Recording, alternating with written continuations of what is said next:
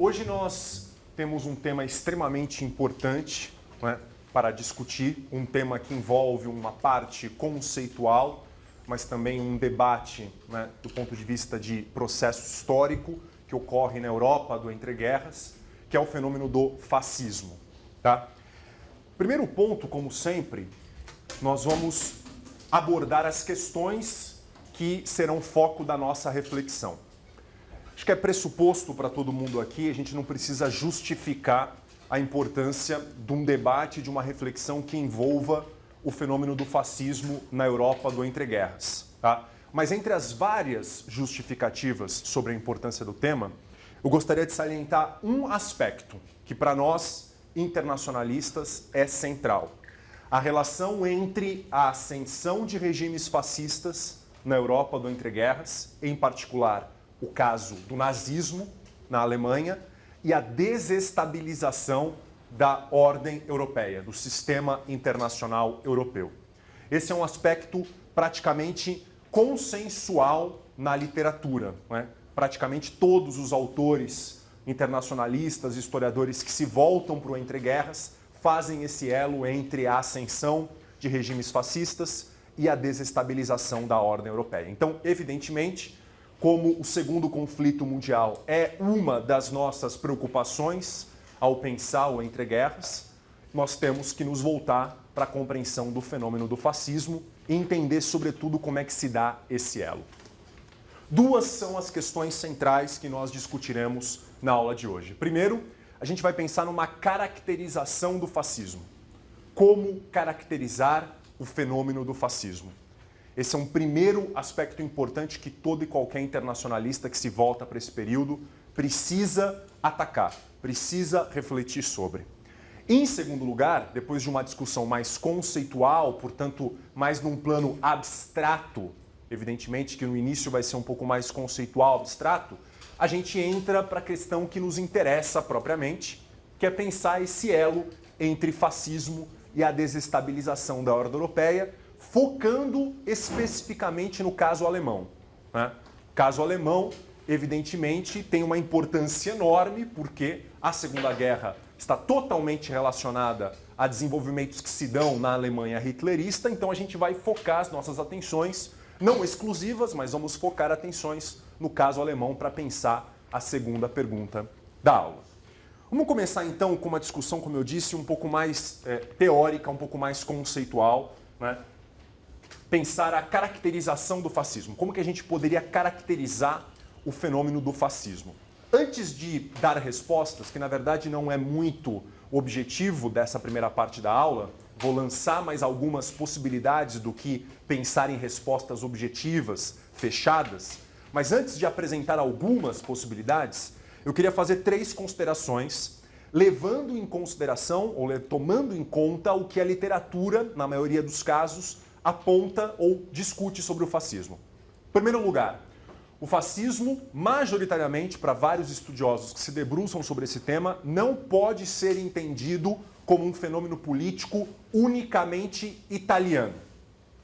O fascismo italiano, evidentemente, que tem uma importância enorme, vai servir de modelo para outros movimentos e regimes fascistas europeus e mesmo fora da Europa, mas o fascismo italiano, ele é um caso, mas não o único caso. Você tem movimentos fascistas fora da Itália, Bulgária, Hungria, Romênia, Grã-Bretanha, França, e não só movimentos fascistas fora da Itália, como regimes que ascendem de fato ao poder, como é o caso da Alemanha, que para muitos autores também tem que ser compreendido dentro desse guarda-chuva conceitual chamado fascismo. Segundo ponto, grande parte dos estudiosos entende que o fascismo possui traços ideológicos e organizacionais comuns. Tá? Há um debate aqui, há alguns estudiosos que enfatizam mais o lado organizacional, fascismo enquanto forma, enquanto processo, e há outros estudiosos que também batem na tecla da importância de observar traços ideológicos nos movimentos e regimes fascistas. Tá? Então, esse segundo ponto, ele apresenta algumas heterogeneidades. O próprio texto, que é base do seminário da nossa segunda parte da aula, como vocês sabem, vai ter uma posição sobre isso, tá? Mas grande parte dos autores vê traços também ideológicos comuns em vários movimentos e, em alguns casos, também regimes fascistas. Então, se dá para pensar o fascismo não só como um caso restrito à Itália, e se dá para pensar o fascismo como um movimento e ou regime políticos que apresentam traços ideológicos e traços organizacionais comuns, nós temos que fazer um esforço de conceituação. Esforço de conceituação, é muito importante deixar claro isso desde o início, envolve abstração. Então, a parte próxima da nossa aula, começando a partir desse slide, a gente vai falar não de processos históricos específicos, nós vamos falar de processos históricos, mas no sentido mais abstrato. Entender movimentos e regimes políticos em termos abstratos. Evidentemente, como a gente está falando de conceito, é muito possível, e na verdade mais do que provável, que nós não encontremos todas essas características que nós vamos apresentar aqui em termos conceituais quando a gente olha o processo histórico em si. Então, cuidado! A nossa discussão vai ser uma discussão inicialmente conceitual abstrata e depois a gente vai passar para considerações em comparação, digamos, a processos reais concretos. Muito bem, então é preciso fazer um esforço de conceituação. Como então conceituar movimentos e regimes políticos fascistas? Um primeiro ponto, eu acho, é deixar claro que nós estamos falando de movimentos políticos. Movimentos que visam o poder, que visam atingir o poder. Muitos desses movimentos não são bem-sucedidos. Muitos desses movimentos param como movimentos. Têm determinadas importâncias nas suas respectivas sociedades, nos momentos em que eles florescem, mas não chegam a se transformar em regimes políticos propriamente ditos. Na verdade, é uma exceção, né, o caso de movimentos que conseguem, de fato, ascender ao poder, como foi o caso italiano e como foi o caso alemão. Mas são movimentos e regimes políticos que possuem, como eu disse, traços organizacionais e, sobretudo, alguns traços ideológicos comuns. Quais são esses traços? Há vários autores que pensam, né, sobre esta pergunta. Eu poderia citar vários aqui. Como o nosso tempo é um tempo limitado, eu decidi basear a apresentação a partir de agora, sobretudo nas considerações feitas pelo Kevin Passmore, num texto extremamente interessante, lançado no início do século XXI, chamado Fascismo. De longe, ele não é o único a pensar em traços ideológicos comuns sobre o fascismo. Há outros autores também importantes, que eu vou citar nomes e em alguns momentos da aula farei considerações sobre eles. Tá? Um autor importante que pensa o fascismo em termos conceituais chama-se Martin Blinkhorn.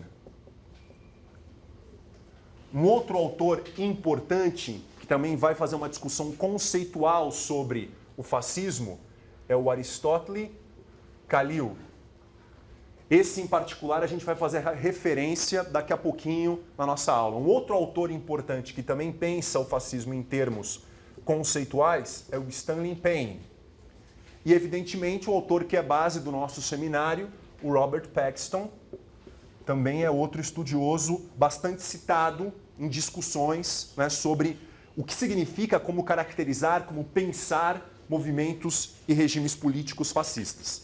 Evidentemente que cada um desses autores e outros mais, eu estou fazendo aqui uma citação super restrita, eles possuem especificidades. O que eu farei é levantar o que a gente encontra em comum em vários deles, não todos. O Paxton, por exemplo, como a gente vai discutir mais para frente, ele teria algumas discordâncias importantes com relação a alguns aspectos que eu vou apresentar aqui como característica desse movimento ou desse, em alguns casos, regime político fascista. Mas para a grande maioria dos autores, o que a gente vai colocar aqui é quase como consensual, com algumas diferenças importantes, mas no geral mais consensual. Tá? Então o que seria isso? O fascismo como uma ideologia basicamente contraditória. Esse é um aspecto que o Passmore reforça muito e que eu gostaria que a gente levasse em consideração. Pensar o fascismo como uma ideologia, como um conjunto de ideias, como uma visão de mundo plenamente coerente, dificulta a nossa análise. O fascismo, ele é, ao mesmo tempo, reacionário e revolucionário. O fascismo é, ao mesmo tempo, tradicionalista e modernizante. O fascismo é, ao mesmo tempo, anticapitalista e pró-capitalista. Tem traços contrários a um capitalismo liberal, mas, ao mesmo tempo, faz uma defesa veemente contra regimes e sistemas comunistas. O fascismo, portanto, é eminentemente contraditório. Essa é uma ideia fundamental para nós. Agora, ele é contraditório, mas ele tem uma centralidade. Muitos autores que pensam o fascismo, um autor importante francês, aqui a gente está pensando basicamente numa tradição historiográfica anglo-saxã, um autor francês importante, que é o René Rémond, ele bate na tecla que o fascismo ele é eminentemente uma ideologia negativa. É a ideologia do anti, é a ideologia do contra. Tanto é, o título da obra mais importante do Hitler é uma luta, é ser contra algo. Tá? Evidentemente que a gente vai encontrar vários traços negativos, no sentido de anti alguma coisa no pensamento fascista.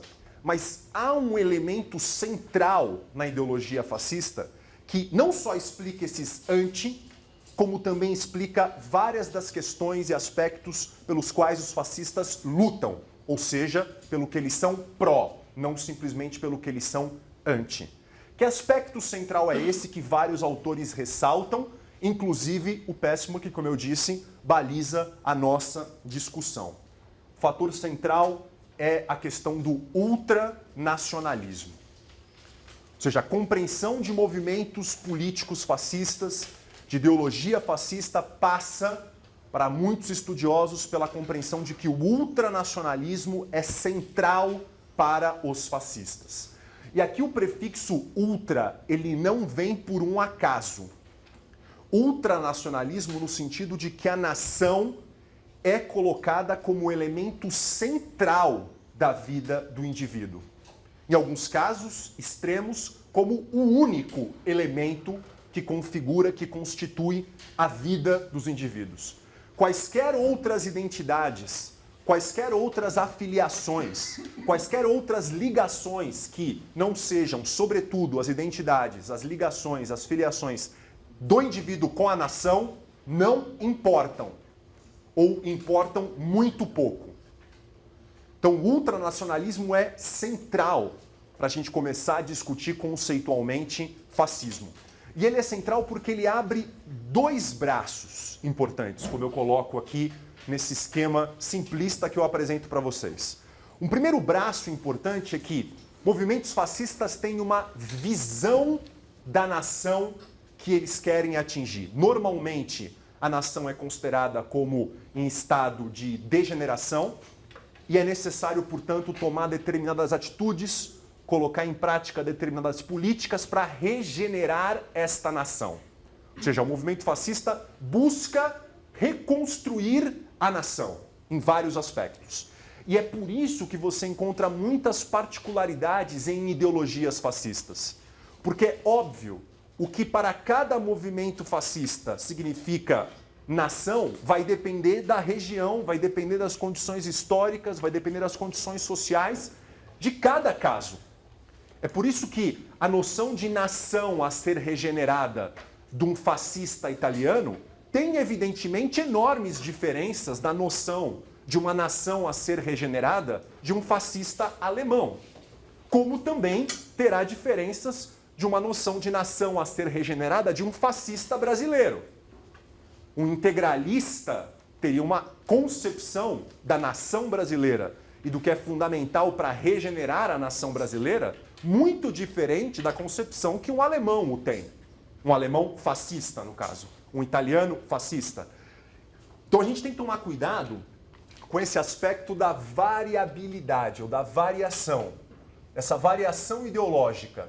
A variação ideológica ela não pode nos levar a compreender os fenômenos fascistas como sendo casos específicos e particulares. Para além dessa enorme variabilidade, existe esse centro comum de que a nação precisa ser regenerada e uma visão de nação a ser construída. O Khalil, que eu mencionei agora há pouco para vocês, numa obra importante que ele publica em 2000 e depois em vários outros papers, ele afirma que essa visão de nação apresenta, portanto, uma variabilidade e normalmente você vai encontrar entre os pontos de variabilidade 3 elementos importantes que dissociam, né, a concepção de nação de um determinado movimento fascista da concepção de nação de outro ou de outros movimentos fascistas. Então, quais elementos comporiam essa visão de nação? Então, há um elemento societal, como o Khalil o denomina, há um elemento societal. Em alguns casos, não necessariamente em todos, há um elemento territorial e também em alguns casos, mas em casos variados, além de um elemento societal e territorial, há também um elemento missionário. Uma concepção missionária de que a realização, a concretização do projeto nacional envolverá ou envolve uma determinada missão que muitas vezes passa pelo próprio corpo nacional. Vai atingir, inclusive, outros grupos ou até a própria civilização humana concebida em termos mais amplos, dependendo do movimento fascista a ser analisado. Quando eu digo aqui elemento societal, eu estou pensando em, por exemplo, composição de sociedade. Quem é a nação? Em alguns casos, você vai ter uma concepção societal estritamente biológica, racista. Em outros, você vai ter uma concepção societal estritamente étnica, cultural, baseada em laços históricos e culturais, mas não necessariamente em termos biológicos, sanguíneos, digamos assim. Mas essas diferenças, elas não podem obscurecer o fato de que, apesar das distinções entre movimentos fascistas específicos, existe uma concepção de sociedade nacional a ser regenerada, com determinada composição, com determinada participação de grupos sociais. Em alguns casos também há uma concepção territorial, ou seja, a nação, para se concretizar, precisa obter territórios, considerados territórios genuinamente nacionais, que fazem parte dessa nação, por vários motivos. E como eu disse, em alguns casos também há uma concepção missionária. Em todos você vai encontrar esse elemento societal, em todos. A variabilidade vai aparecer mais. De que maneira esse elemento societal vai aparecer, por exemplo, em características biológicas ou étnicas, você tem um exemplo aqui, e, sobretudo, de que modo esses elementos territorial e missionário da visão de uma nação idílica vão aparecer também na concepção de visão de nação fascista.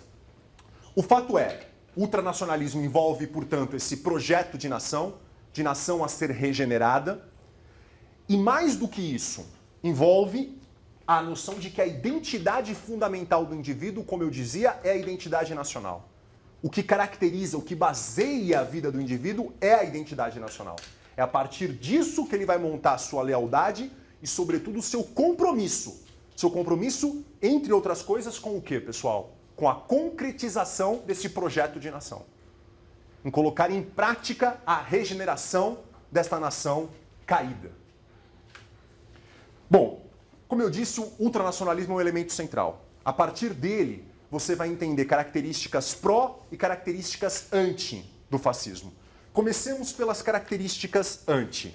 Eu elenquei aqui 3 aspectos anti que você vai encontrar em vários movimentos fascistas e em alguns, né, dos regimes políticos que surgiram desses movimentos e que me parecem ser os mais importantes para nós refletirmos. O anticomunismo, o antiliberalismo e o fato desses movimentos serem antidemocráticos, do fascismo ser contra a democracia.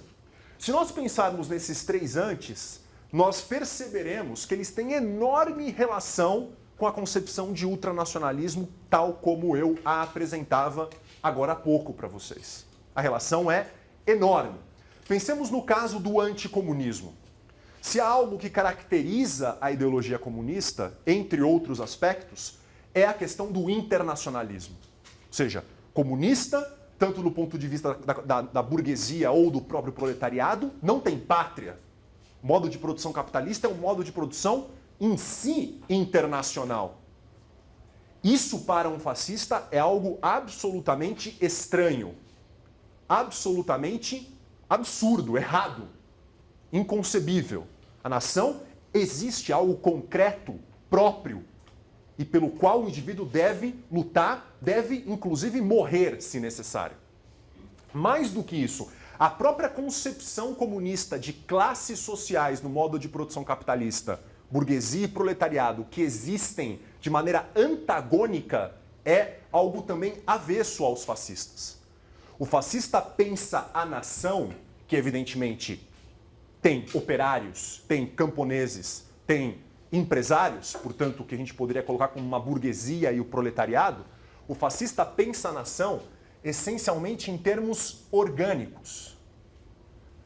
A nação é um organismo que possui, evidentemente, órgãos, partes que apresentam funções distintas. Só que essas funções distintas não significam que essas partes tenham interesses antagônicos. As partes não têm interesse antagônico. As partes apenas desempenham funções distintas em prol do todo. Então não há interesse da burguesia alemã. Não há interesse do operário alemão. O que existe, única e exclusivamente, é interesse alemão. O corpo tem interesse. As partes fazem funções distintas, desempenham funções distintas em prol desse todo. Então não é apenas um embate contra o internacionalismo comunista. É um embate contra a própria concepção de antagonismo de classe, de um antagonismo estrutural de classe. Tal porque você vai encontrar a denominação, ao invés de classes em vários movimentos fascistas para esses grupos sociais, muito mais a noção de corporações. Ou seja, o corporativismo. Os grupos têm representação, têm uma representação funcional, mas essa representação não significa que esses diversos grupos sociais que desempenham funções sociais diferentes sejam antagônicos. Muito pelo contrário. Eles representam-se junto ao Estado para que as suas funções possam ser complementares e para que os seus interesses unifiquem-se no interesse da nação. Então, o anticomunismo tem total relação com o ultranacionalismo. O ultranacionalismo, por sua vez, também explica este ódio fascista ao liberalismo. E por ódio ao liberalismo, penso aqui em duas questões fundamentais. Há várias que nós poderíamos tratar aqui, mas duas muito importantes. Um ódio contra o individualismo, todas e quaisquer liberdades e todos e quaisquer direitos individuais. Noção de direito individual é absolutamente estranha ao fascismo. Não há direito do indivíduo, há direito da nação. Os indivíduos, portanto, contemplam o interesse nacional e não simplesmente, única e exclusivamente, os seus próprios interesses e os seus próprios direitos. E mais do que isso, a crítica ao liberalismo é uma crítica profunda também a uma concepção de capitalismo desregulado. Sobretudo uma crítica contra monopólios, contra empresas que não têm qualquer tipo de controle, né, por parte do Estado. Uma crítica contra lucros excessivos de determinadas empresas. E uma crítica contra a concepção de que empresas podem produzir o que quiserem, quando quiserem, como quiserem. As empresas fazem parte do corpo nacional. O capital produtivo faz parte do corpo nacional. E se o interesse nacional requer, demanda determinados tipos de produções, com determinadas características e aspectos, assim será feito. Ou assim deverá ser feito. A antidemocracia, que aparece também muito em movimentos e regimes fascistas, é uma luta não só contra o princípio de maioria em si, apesar de que a gente vai ver que regimes fascistas, como o caso do nazismo, ascenderam o poder não por meio de um golpe, utilizaram-se da democracia para destruí-la, para aniquilá-la, tá? Mas o aspecto antidemocrático não é simplesmente uma luta contra o princípio da maioria, mas, sobretudo, a noção de que a nação tem que se organizar em partidos, que a nação pode se repartir, pode se dividir, que há interesses, de novo, antagônicos que precisam ter representações específicas e se fazerem representar, por exemplo, num parlamento. Isso divide a energia nacional, divide a força da nação. Mais uma vez, o antidemocrático tem total relação com o ultranacionalismo que eu comentava anteriormente. Então, de um lado, a gente traz esses elementos anti, mas alguns elementos pró. Vamos também discutir, né, elementos que os fascistas defendem, que são favoráveis. São favoráveis a quê?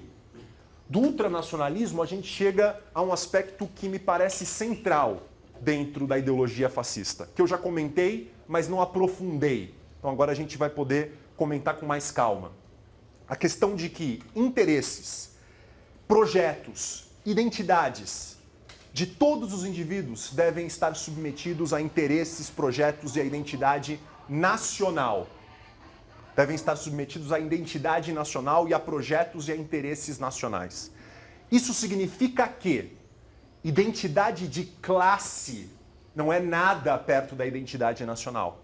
Ou seja, interesse de classe não deve existir, não pode existir próximo ao interesse nacional. Comentava o caso de empresários que precisam se adequar a regras de produção, ao que produzir de acordo com interesses nacionais. A mesma coisa trabalhadores, cujos sindicatos vão ter uma representação focada também nos interesses nacionais. Se for preciso reduzir salários, reduzir jornadas visando o interesse nacional, assim será feito.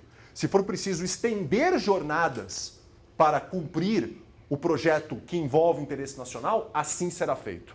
Então, interesses de classe, identidade de classe, totalmente submetido ao interesse e identidade nacional. Identidades, projetos ou interesses institucionais que não envolvem a nação também devem ser submetidos ao interesse nacional. Cito aqui alguns exemplos que me parecem ser cruciais. Família. Interesse familiar está submetido ao interesse nacional. Se é fundamental para a nação que crianças juntem-se à juventude fascista, por exemplo, aos 10 anos, assim será feito, independentemente da vontade dos pais. Se os pais, por exemplo, forem por si só contrários a isso. A vontade e o interesse da nação se sobrepõem a interesses familiares. Mesma coisa com relação ao Exército. A instituição do Exército, Forças Armadas em geral, tem que estar submetida à nação, a interesses nacionais, e não a interesses corporativistas. Igreja, a religião ou a identidade religiosa, a identidade grupal religiosa, também submetida à identidade nacional. Escola, o que é ensinado, como é ensinado, por quem é ensinado, submetido a interesses nacionais. Mídia em geral, artes em geral, a mesma coisa. E como eu disse, interesses individuais, tanto de homens, de mulheres, quanto de crianças.